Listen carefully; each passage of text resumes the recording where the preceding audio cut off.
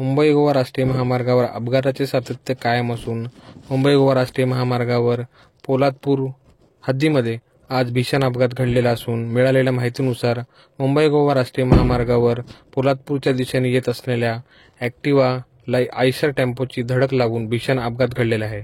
Hotel Morya ढाब्याच्या समोर हा भीषण अपघात घडलेला असून या अपघातामुळे संपूर्ण पोलादपूर तालुका हादरलेला आहे. या अपघातामध्ये दोघांना गंभीर दुखापत झालेली असून पुढील उपचारासाठी मुंबई येथे हलवण्यात आलेले आहे.